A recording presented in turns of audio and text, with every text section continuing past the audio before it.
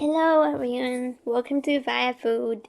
Today we're going to make a Valentine's Day special treat, which is a chocolate lava cake. Yep. And it's actually very easy to make, and it's very tasty as well. So it's a great treat to make on Valentine's Day. First of all, you'll need a bowl, and you pour hot water in the bowl, and so you make sure the bowl can hold boiling water. You just fill the bowl around half, like at most 1/3 full, and you put in a smaller bowl on top, preferably dry and metal because it makes your chocolate melt faster actually with a metal bowl. And if your bowl is wet, then it might affect the result at the end, like the ending results. And also, you will need a spatula to stir your chocolate a little bit. It also makes the chocolate melt faster. So here I'm using 100 grams of dark chocolate, but also you can use other sort of chocolate like milk chocolate or maybe colored white chocolate, so you can choose the color of your final products. So you just need to stir it a little bit, stir it while it melts, and you can also put this into a microwave if you have one at home, and that's very more convenient if you put it in the microwave. But I don't have one, so we'll just stick with this method. Just stir it until it melts. Okay, so now all the chocolate is melted. We're going to need around 100 grams of unsalted butter. You can actually use vegetable oil or other oils, Coke or other oil, but we'll make sure the oil don't have that much flavor, or it might cover the flavor of the chocolate. So if you're using something like olive oil or vegetable oil, then you just pour the oil in and you mix. If you're using butter, then it's better to cut the butter into smaller pieces before you put it in, and soften the butter at room temperature beforehand. Or maybe you can actually use a microwave as well for this to melt the butter. And also remember to mix it after you take your mixture out. Make sure to stir it in so there won't be, there's some parts that's very oily and other parts not very oily. And you just stir it in and wait for all the little chunks of butter to melt. You can see in my bowl there's still a little chunk of butter. I'm not sure if you can see it, but there's still a chunk, so we'll just stir it a little bit, and you can put it aside. And of course you need to remember that of course you can still put if there's still little chunks of butter, you can still put it in your hot water and just leave it aside first and just let it melt itself and stir it later on. But if all your butter and chocolate have fully melted, then you can just take it out and not put it in the hot water for so long. It won't actually start to solidify for now. It won't be the chocolate won't turn hard.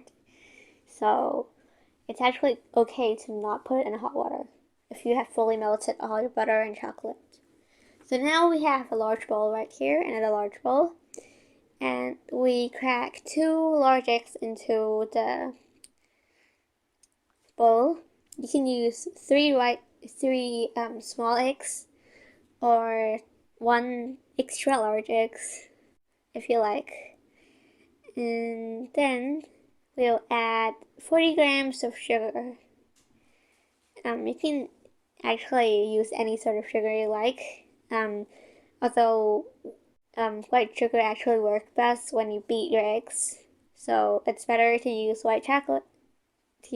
Not white chocolate, but white sugar, like the normal, granulated sugar, than, brown or light brown sugar. It just gets your egg to beat a little bit better. So then you need to connect your hand mixer to the battery, and you mix it up. So if you're using white sugar, granulated sugar, it should look pale yellow, and it should fluff up a little bit like what you see right here. It turns like whiter and it fluffs up. And if you're using other kind of sugar, the color should change a little bit, maybe a little bit darker if you're using like brown sugar or something. But then it should still fluff up. If it doesn't, then you might need to start over with 2 new eggs and maybe use granulated sugar to make it, fluff up better. So it should look almost like this. Around like this. There are some large bubbles, but it does not really matter. After you pour in all this stuff and mix it, the large bubbles should disappear. And there's some tiny air bubbles in the egg. Okay, so now you need to prepare your, it should look like this. Something like this. So now you take your chocolate mixture, your chocolate and oil or butter mixture, and you pour it into your egg mixture. And you need, if you're using any colored white chocolate, then you need to be careful because the egg yolk mixture itself is yellowish.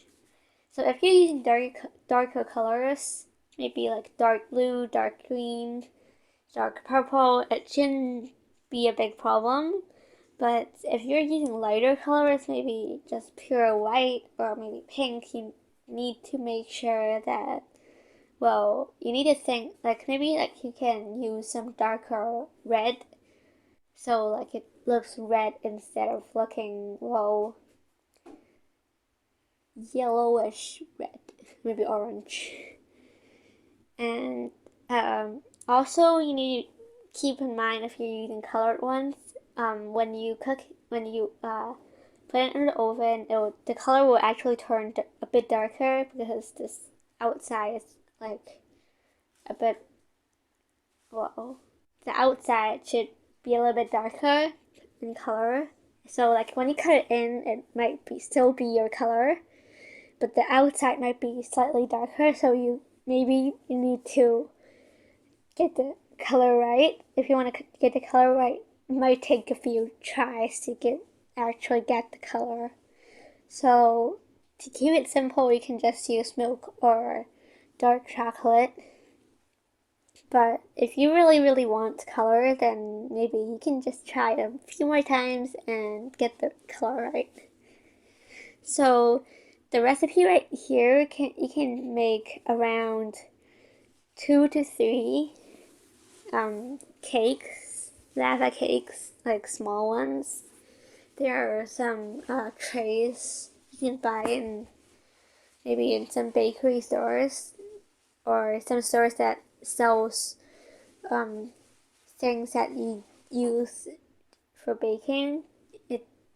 This recipe makes around 3, so you can just divide the portions to maybe smaller portions if you only need 1 or 2 of them.